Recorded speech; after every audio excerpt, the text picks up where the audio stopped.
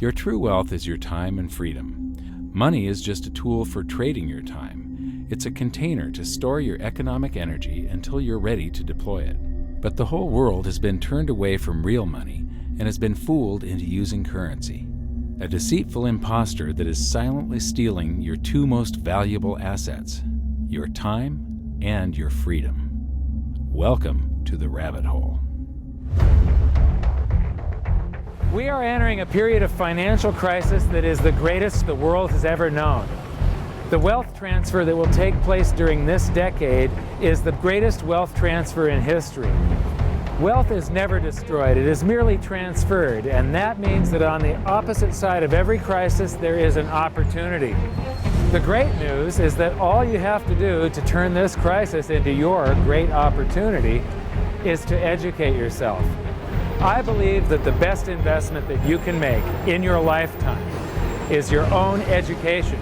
Education on the history of money, education on finance, education on how the global economy works, education on how all of these guys, the central bankers, the stock market, how they can cheat you, how they can scam you. If you learn what is going on and how the financial world works, you can put yourself on the correct side of this wealth transfer. Winston Churchill once said that the further you look into the past, the further that you can see into the future. This program is all about creating your own crystal ball, being able to gaze into the future, being able to change this crisis, the greatest crisis in the history of mankind, into your great opportunity.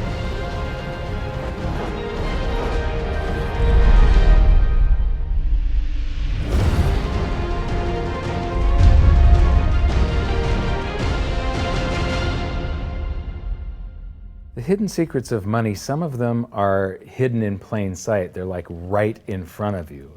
The way the monetary system works is something that isn't actually hidden away from all of us. It's out in the open, but it's complex and people just they can't see how it works. It's hard for them to imagine that we're living in such a hoax. Others are meant to be secret, but the truth is slowly coming out, like the Federal Reserve being a private corporation and not really part of the U.S. government. But when I started studying this, what I found was that there was no place that I could point people to where they could get it all in one spot. And so I basically decided to write my book about it and consolidate monetary history, economics, the markets, fundamentals of gold and silver. There's a lot of smoke and mirrors in economics, and I've sort of made it my job to lift the fog for people.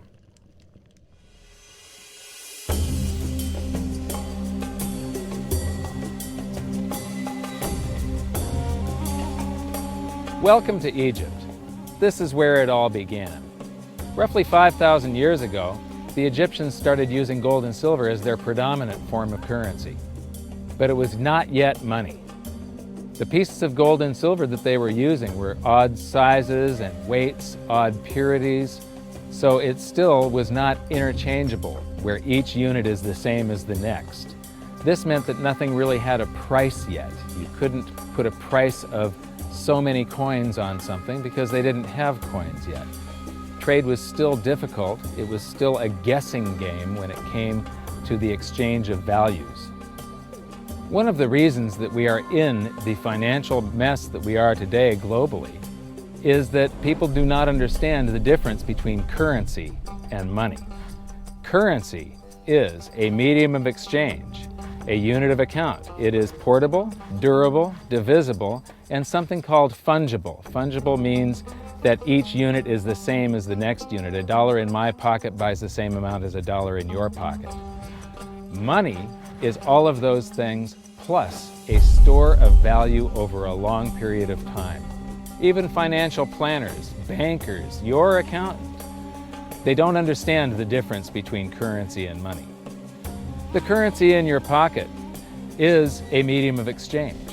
It's a unit of account because it's got numbers on it. It's somewhat durable, it's portable, it's divisible in that you can make change, and it's fungible. $1 in my pocket buys the same amount as $1 in your pocket. But because governments can print more and more and more of it, and dilute the currency supply, it's continually transferring wealth out of your pocket, out of your bank account, to the government and to the banking system. The reason that gold and silver are the optimum form of money is because of their properties. It's an easy medium of exchange because gold and silver store a large amount of value in a very small area. It's a unit of account. Pure gold has the same value all over the planet. So an ounce of gold buys the same amount here in Egypt as it would in China or in the United States. It's durable. The same gold that Egyptians were using in trade 5,000 years ago is still here with us today. It does not corrode. It's divisible. You can make change with it. It's very portable. You could use something like oil as money. It's just that you can't carry around a barrel of oil on your back. It's fungible. Pure gold is the same wherever it is on Earth. Pure silver is the same wherever it is on Earth. It's limited in quantity. That's the reason that it maintains its purchasing power. Governments cannot print it. Over the last 5,000 years, only gold and silver have maintained their purchasing power. There have been thousands upon thousands of fiat currencies, currencies that are unbacked by gold or silver, and they have all gone to zero. It's a 100% failure rate. Well, fiat currency, of course, is a currency that exists at the dictate or by fiat from a government. You see, they have their printing presses, and the paper money rolls off the printing presses. And then they give it the fiat designation, which makes the currency official. It's just worthless paper. But when Ben Bernanke gives it the special sign, and they have the cult meeting at the Federal Open Market Committee meetings, it suddenly becomes currency. If you look at what's really going on, it's a con game. And so there's confidence. Well, the Federal Reserve is very forthright about what they're doing. If you read their websites, they'll tell you it's a confidence game. They tell you that there's no intrinsic value in their money. They'll tell you that they print it backed by absolutely nothing. They actually display all these facts. But if you tell somebody in the public that this stuff is created out of thin air, there's no backing whatsoever, it's absolutely worthless, it's about as valuable as monopoly money, they'll look at you like you're nuts. Is there an example throughout history of a fiat currency, a piece of paper that's unbacked by anything, surviving? Short answer, no. Long answer, no. And here's why. When Addison Wiggin took over at the Daily Record, when they got cranked up, Bill Warner asked him to catalog all of the fiat currencies throughout history and what happened to each of them. Addison dutifully went to work. Within a short period of time, he had gone through the alphabet. All the fiat currencies that started with the letter A were done. They all went to zero. He was halfway through the letter B, and all the fiat currencies that started with the letter B, and there were 600 of them in just the first letter and a half of the alphabet, and every single one of them went to zero. Every one. 600 fiat currencies that start with the letter A, and half of the ones that start with the letter B are 600 of these things. Not one ever came close. Do you think this one, the United States dollar, is going to be the first one after all that? I don't think so. No. No currency, fiat currency has ever survived. None. The thing about money is there actually is a fairly well accepted definition of what money is. The question is, as you apply that definition to particular things that people claim to be money, do they fit the definition? We'll just take the paper dollar, for example. How well does it perform those functions? Well, store of value. The dollar has lost 95% of its purchasing power since the creation of the Federal Reserve in 1913. So not very good as a store of value. One of the things I do is just a way to get the audience's attention is I have a slide, and there are 3 pictures on the slide. One is a pile of monopoly money. The other one is a pile of Federal Reserve notes, what Americans would call paper money. The other one is a solid gold American Eagle 1-ounce coin. And the title of the slide is, which of these is not like the other? And if you know the show Sesame Street, or you have children who watch it, it's one of the favorite vignettes in Sesame Street. And what it really is a kind of IQ test for 5-year-olds. They're supposed to look at the 3 things and look at characteristics and find the one that's not like the other. Well, I've shown this slide to groups of Ivy League University professors, and I've also shown it to, children, kind of 5 years old, my nieces and nephews and so forth. And when the professors look at it, they say, well, clearly the dollars are not like the others because gold has no role as money, and monopoly money is junk, and the American dollar is a store of value, so that's not like the other. But the children look at it and they say, well, the gold coin is not like the other because the other two are just piles of paper and the gold coin is clearly something different. So my question to the audience is, who's smarter, a 5-year-old or an Ivy League professor? Before World War I, each note that a treasury issued would say that there have been deposited with the United States Treasury $20 in gold coin payable to the bearer upon demand. The money was in the vault. The currency was a note they gave you that was a claim check, only a claim check on the money, the same as if you go to the dry cleaners and you give them your shirt and they give you a claim check for your shirt. The value is that shirt at the dry cleaners, not the piece of paper that says that you own that shirt. So our currency that circulated was the paper US dollars, and they were claim checks on money. The next hidden secret is the difference between currency and money. Money must be a store of value and maintain its purchasing power over long periods of time. As we progress through this series, you'll learn that national currencies are really a tool used by the government and the financial sector to leech away your time and your freedom by stealing your purchasing power. So rather than storing your economic energy, currencies leak. Now compare that to the gold and silver the Egyptians were using. Like I started with, it still wasn't money because it wasn't interchangeable yet. But they were on the right track, as gold and silver have proven over thousands of years to be the ultimate store of value. Gold is only formed when a star explodes, a supernova, and it stays around forever. This is one of the properties that make it the ultimate money.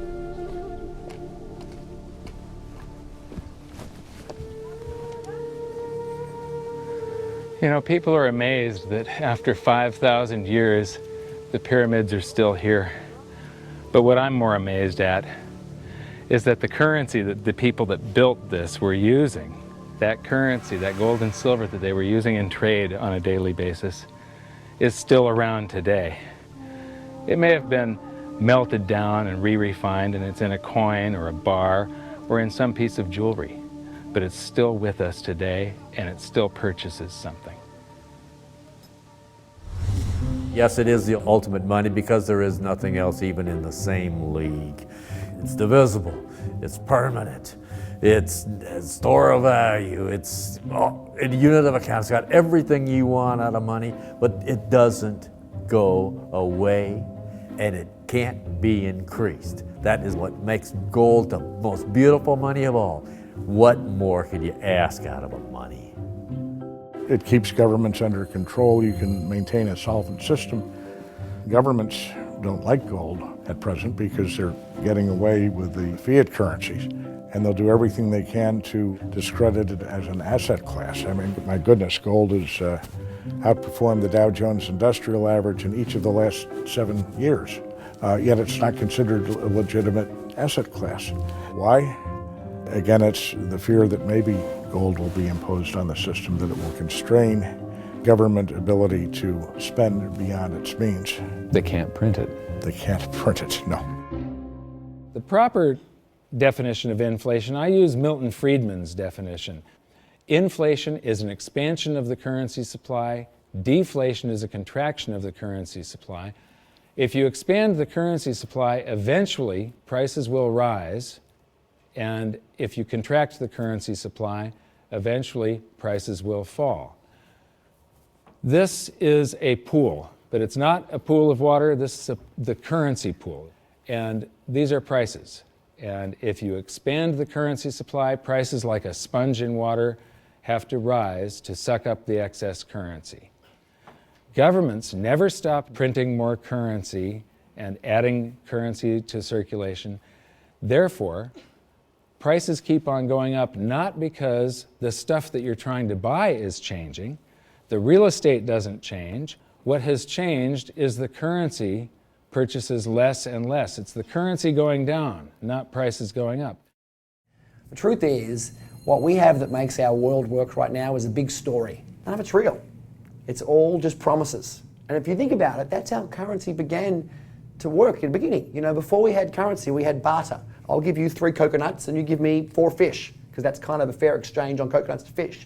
But that got complicated, so we had to invent this thing called money to be a divisible, portable medium of exchange. And the challenge is that we lost that a long time ago when we lost having things of value be our currency. And now we have this thing called numbers and accounts. But trust me, it is not real. It's a big made-up story. One of the biggest make-believe stories ever is called quantitative easing, which sounds complex, but it's really just a smoke and mirrors term for currency creation. QE started with the banking bailouts back in 2009. This currency was created out of thin air and then given to the banks, who paid themselves record bonuses in reward for crashing the world economy. This is a global phenomenon, but all you have to remember for now is that whether it's QE bailouts or stimulus programs, these are all just voodoo, hocus-pocus terms for increased currency creation. I believe gold and silver will reassert themselves as money.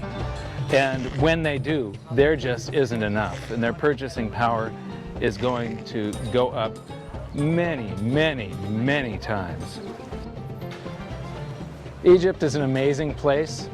There's a franticness about it, utter chaos, especially like the traffic. But when it comes to like all of the merchants that are trying to get every last dime out of you, you get fleeced to the point where you come back with an empty wallet. But you know what? They're amateurs compared to Wall Street. In the past several years, I've spoken in many countries about the crisis that's coming, and a lot of people think that they're going to be okay in their country, that it's only going to happen to the United States or maybe the United States in Europe. But what they don't realize is that this is a global phenomenon. I got to show you something here. This is base currency in the United States. This is the number of paper dollars that exist, basically. It took 200 years to go from no dollars in existence to 825 billion. And then we had the bailouts, and then we had QE1, quantitative easing 1, then QE2, and then we had QE3, and then QE4, and then soon we're going to have QE57 and QE382. And it isn't just here. This is what the Canadian currency supply looks like. This is Australia, South Africa, Russia. Now, this starts out in just the year 2001, and this is like 18 times more currency in existence in a little over a decade. Here's Singapore, same story. Look at that, since the crisis, just bam. India, China, every government on the planet is doing this insane deficit spending and expanding their currency supplies, doing bailouts. And history shows that there is no example of this turning out well. It is sometimes amazing that we haven't experienced more inflation than we have. If they keep expanding the money supply so vastly, why aren't our prices growing faster than they really are? And the answer is that a good chunk of the money that the Fed created has been shipped overseas.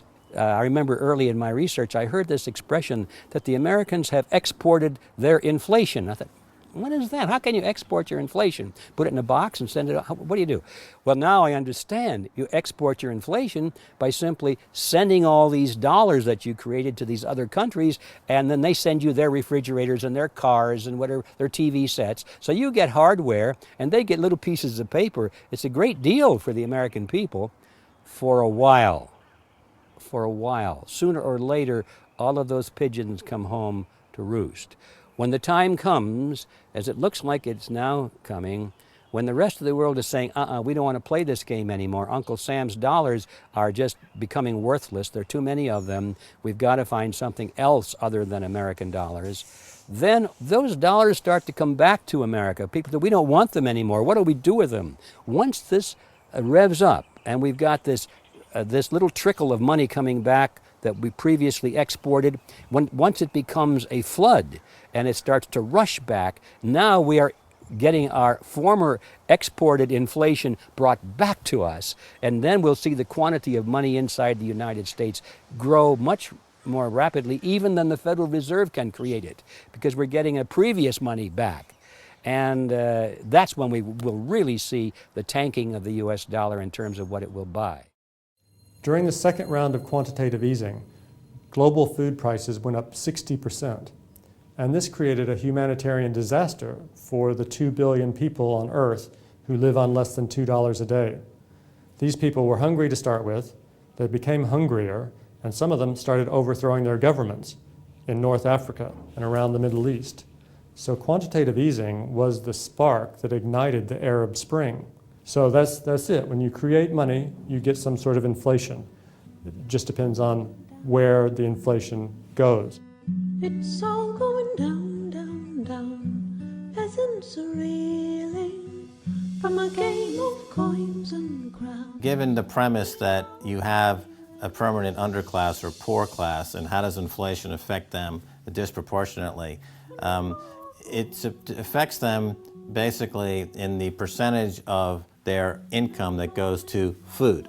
And we see this as a ratio, and we know that there are some danger points. For example, in Egypt recently, once that ratio got to 40% of income going to food and the price of food rising due to inflation, when it got to 40%, that's historically a point where people actually stage a revolution. That's exactly what we saw. The French Revolution, similarly, was all around the price of food getting to a certain critical point where people simply, the risk-reward for revolution was favorable toward revolution. When they print it up, then it all goes down. Well, exactly right, because when you have a runaway inflation, it's punishing the very people who are most productive in society. In other words, the people that produce more than they consume and save the difference. The problem is that those productive people, the savers, save in their national currency. And unfortunately, the national currency is just a fiat piece of paper at this point. So when it's destroyed through runaway inflation, that $100,000 that you were hoping to retire on doesn't exist. And the things that you were going to buy with it and provide for others don't exist either. Now what are you going to do? So that all seems pretty scary.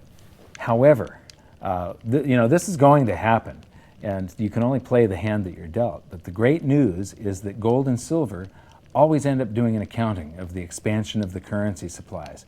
Basically, the will of the public in the free markets. When governments do this kind of stuff to their currency supply, they debase it. Eventually it comes back in inflation. People sense the loss of their purchasing power. They rush back to gold and silver, and they bid the value of the gold and silver up in the country until it meets or exceeds the value of all the currency in circulation. This is a process that's been going on over and over again throughout history, except this time it's happening on a global scale. It has never before happened in all countries at once. And that means that this is the greatest wealth transfer in history.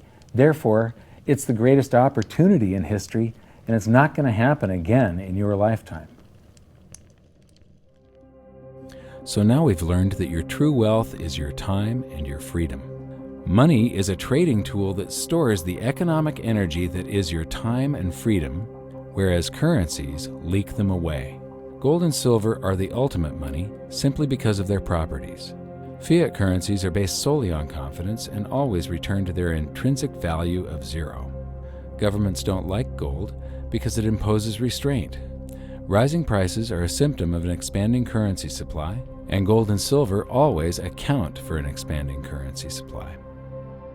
So that's it for this episode. Join me next time as we begin to investigate how monetary history just repeats and repeats, and how gold and silver always win the battle between currency and money. Until then, my challenge to you is to stop calling currency money. It's a crucial first step towards setting your mind free of all this economic voodoo and changing your context. You can learn more by watching the bonus features on our website, and if you have any questions, you can post them there, and we'll answer some of your questions in future bonus features. So good luck, thanks for watching, and we'll see you next time.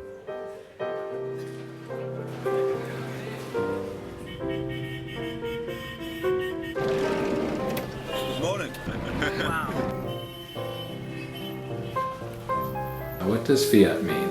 It comes from the Latin for crappy car.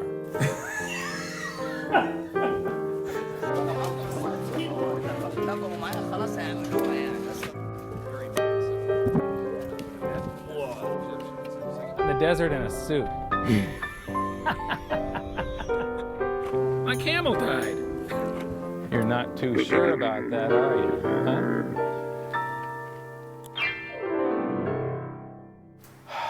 I am ready for a good long nap. Hi, welcome to this bonus feature for the very first episode of Hidden Secrets of Money. And this is currency versus money. So that's the major topic that